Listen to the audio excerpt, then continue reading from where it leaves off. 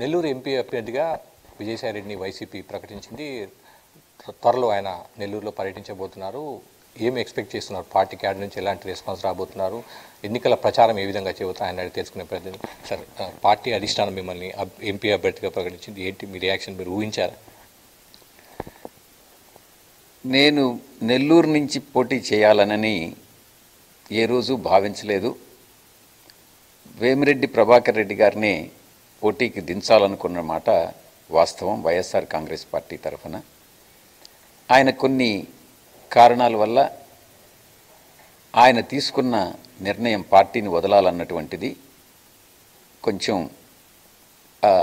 ఈ పార్టీకి ఇబ్బందికరమైనటువంటి విషయం. పార్టీ అధిష్టానం, పార్టీ అధినాయకులు అన్ని అంశాలని వివిధ కోణాల నుంచి పరిశీలించిన తర్వాత నన్ను పోటీ చేయమని ఆదేశించడం జరిగింది. పార్టీ అధ్యక్షుల వారి ఆదేశాల మేరకు నెల్లూరు పార్లమెంటుకి, లోక్సభకి పోటీ చేయడం జరుగుతుంది. తప్పకుండా వైఎస్ఆర్ కాంగ్రెస్ పార్టీ ఆ పార్లమెంటు పరిధిలో ఉన్నటువంటి 7 అసెంబ్లీ స్థానాలకి 7టిని కూడా కైవసం చేసుకుంటామన్నటువంటి నమ్మకంతో ముందుకెళ్తున్నాం. విజయసాయి గారు, పార్టీ క్యాడర్కి ఏం చెప్పదలుచుకున్నారు? ఆ పార్లమెంట్ నియోజకవర్గ పరిధిలో ఉన్న పార్టీ క్యాడర్ కానీ, ముఖ్య నేతలు కానీ మీరు ఎటువంటి మెసేజ్ ఇవ్వాలనుకుంటున్నారు?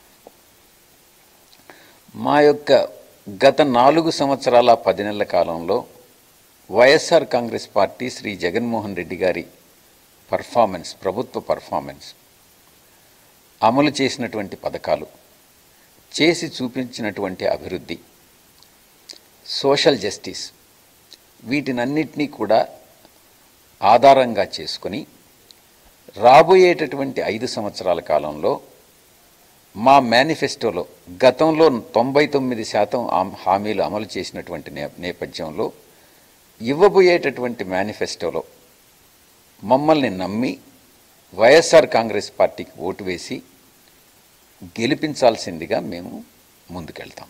నెల్లూరు పార్లమెంట్ నియోజకవర్గ పరిధిలో ఇటీవల పరిణామాలు చూస్తుంటే ఒక మాజీ ఎంపీ వెళ్ళిపోయారు, 2 ఎమ్మెల్యేలు కూడా పార్టీ నుంచి వెళ్ళిపోయిన పరిస్థితి, ఒక సిట్టింగ్ ఎంపీని కూడా తప్పించారు. ఈ పరిణామాలన్నింటినీ కూడా మీరు ఎట్లా సవాల్గా స్వీకరించబోతున్నారు? వాటిని ఎట్లా సాల్వ్ చేస్తారు? 26 జిల్లాల్లోనూ వివిధ నియోజకవర్గాలకు సంబంధించి ఎవరి పర్ఫార్మెన్స్ అయితే అప్ టు ది మార్క్ లేదో ఆ నియోజకవర్గాల్లో అభ్యర్థుల్ని మార్చడం జరిగింది. అసెంబ్లీ నియోజకవర్గాల్లో, పార్లమెంటు నియోజకవర్గాల్లో కూడా పర్ఫార్మెన్స్ను బేస్ చేసుకుని విజయావకాశాలని క్రైటీరియాగా తీసుకొని అభ్యర్థుల ఎంపిక దాదాపుగా పూర్తయింది. ఈ నేపథ్యంలో వైఎస్ఆర్ కాంగ్రెస్ పార్టీ ఎన్నికలకు సిద్ధమవుతా ఉంది. సిద్ధమైందనే చెప్పాలి. బూత్ కమిటీలు కానీ, అభ్యర్థుల ఎంపిక కానీ, పొలిటికల్ క్యాంపెయిన్ కానీ సీఎం గారు శ్రీ జగన్మోహన్ రెడ్డి గారిని ముఖ్యమంత్రిగా చూపిస్తూ మా యొక్క పార్టీ ఎన్నికల బరిలోకి దిగుతూ ఉంది. ప్రధానంగా మీ పార్టీ 175 అసెంబ్లీ స్థానాలు, 25 ఎంపీ స్థానాలు గెలుచుకుంటామన్న నినాదాన్ని తీసుకెళ్తున్నారు. షెడ్యూల్ రాబోతుంది, ఇప్పటికీ దానికే స్టిక్ అయి ఉన్నారా? ఇటీవల రాజకీయ వివేకర్త ప్రశాంత్ కిషోర్ అన్నారు, పార్టీ ఓడిపోయే అవకాశాలు కనిపిస్తున్నాయనే అంశాన్ని ఆయన ప్రధానంగా ప్రస్తావించారు. గతంలో ఆయన మీతో కలిసి పనిచేశారు, దానిపైన మీరేమంటారు? ఆయన ఇచ్చినటువంటి అబ్జర్వేషన్స్కి ఆధారం ఏంటి? ఏ బేసిస్లో ఆయన ప్రతిపక్షం గెలుస్తుంది అని చెప్తున్నారు? వైఎస్ఆర్సీపీ విషయంకి వస్తే 2019లో అధికారంలోకి వచ్చిన తర్వాత ఈ రోజు వరకు 4 సంవత్సరాల 10 నెలల కాలం 99% హామీలు అమలు చేశాం. 87% హౌస్ హోల్డ్స్ ఏదో విధంగా లబ్ధి చేకూర్చాం. సమన్యాయం, సామాజిక న్యాయాన్ని పాటించాం.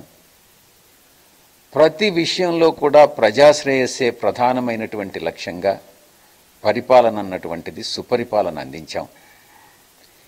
ఏ విధంగా, ఏ రకంగా చూసుకున్నా, ఏ కోణంలో నుంచి చూసుకున్నా 2014 నుంచి 19 వరకు తెలుగుదేశం పార్టీ అందించినటువంటి పరిపాలనతో చూసుకుంటే మా యొక్క పార్టీ ప్రభుత్వం ఇచ్చినటువంటి పరిపాలన చాలా చాలా మెరుగ్గా ఉంది. పోలికే లేదు. ఈ నేపథ్యంలో ప్రశాంత్ కిషోర్ ఏ రకంగా ఆయన ఎటువంటి ఆధారాలు లేకుండా, ఎటువంటి లాజికల్ డేటా అన్నటువంటిది ఆధారం లేకుండా ఏదో ఒక గట్ ఫీలింగ్తో ఆయన ఒక ప్రజలని, ఓటర్లని ప్రభావితం చేసేటటువంటి ఉద్దేశంతో, ఒక అల్టీరియర్ మోటివ్తో ఈ యొక్క ఆబ్జర్వేషన్ చేశారు అన్నటువంటిది నా ఉద్దేశం. అల్టీరియర్ మోటివ్స్ అన్నటువంటిది మనసులో ఒకటి పెట్టుకొని ఇటువంటి ప్రభావితం చేసేటటువంటి కామెంట్స్ చేయడం అన్నటువంటిది ఆ స్థాయిలో ఉన్నటువంటి వ్యక్తులకు తగదు అన్నటువంటి విషయాన్ని తెలియజేస్తున్నాను. చివరిగా సార్, అటు రాజ్యసభ సభ్యుడు కానీ ఇటు లోక్సభ సభ్యుడిగా ఉన్న కొద్ది మందిలో, దేశవ్యాప్తంగా ఉన్న పార్టీలో ఉన్న కొద్ది మందిలో జాబితాలో మీరు కూడా చేరతారనుకుంటున్నారు? రాజ్యసభలో 8 సంవత్సరాల కాలం పూర్తి చేసుకున్నాను. తప్పకుండా నెల్లూరు పార్లమెంటు నుంచి లోక్సభకు మా పార్టీ వైఎస్ఆర్ కాంగ్రెస్ పార్టీ నుంచి ఎన్నిక కావడం జరుగుతుంది. లోక్సభలో కానీ ఇటు రాజ్యసభలో కానీ ఎక్కడైనా